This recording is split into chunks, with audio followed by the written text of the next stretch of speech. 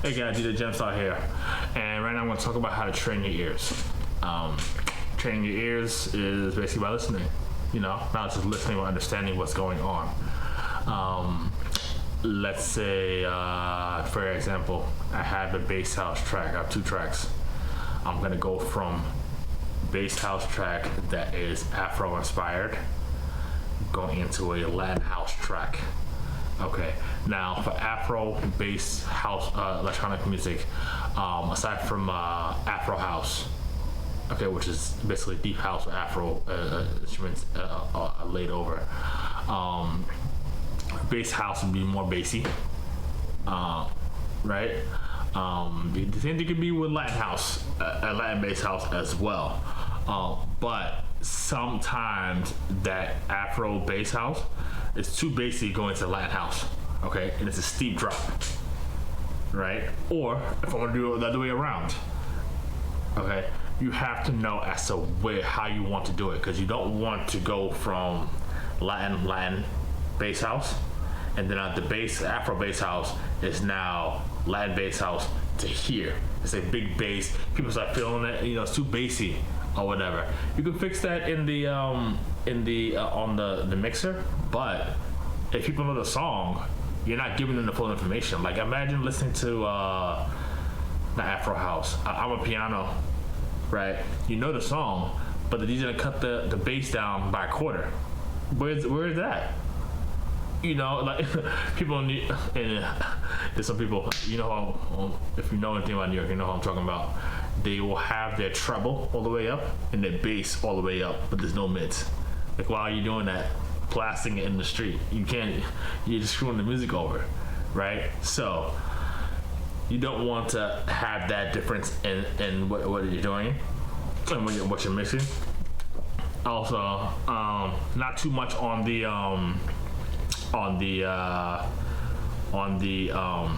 snare. Okay, some snares.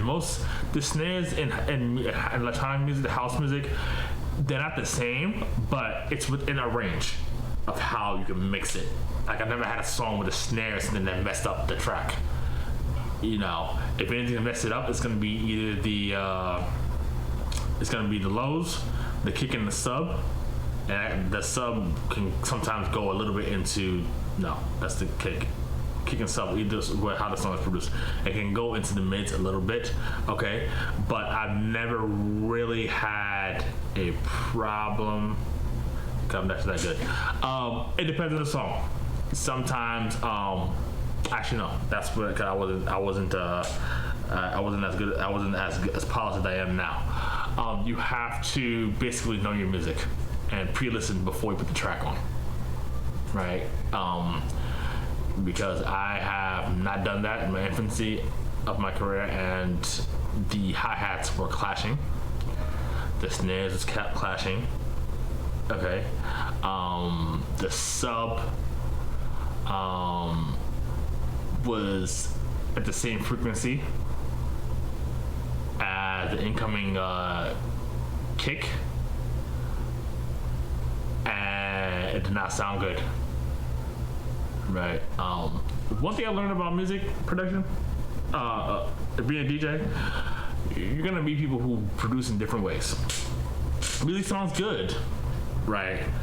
But let's just say some of them have not done all of the work that I've done, or the other people who are more known have done, and because they do that, it's not uniform production, and those songs are not gonna really mesh well. This is why you gotta always, I say, like every day, 2 hours to going through your music, and I think that's aside from actually mixing for practice. You should just go through your music to see what mixes what, and when you see the name of it or you hear it, you can tell what's going on. But yeah, your ears, you have to know what sounds good with what. Like, I'm not saying be like a Terminator and be like, okay, well, the frequency of the snare is too high. So it's a steep drop or whatever. You should be able to figure that out before you even, go up into the mix or whatever, right? So practice a lot, all right? Be adventurous. to train your ears to hear what's what. But part of training your ears will actually make you a better music selector for your sets. Okay, like when I play, I have never played a bass house set where somebody has said this song sounds like trash. Okay, and that's from practice and me doing things at home or in the studio and figuring out what sounds good. So this way I don't have any problems like that.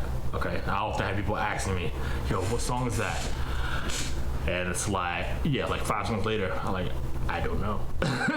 I'm not worrying about that. Like, put your Shazam on and let that go. And yes, sometimes I play songs that are not released on major DSPs.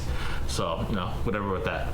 But yeah, you should just definitely train your ears in order for you to play. And also that definitely will help you when doing production. Actually, producing will make you a better DJ, to be honest.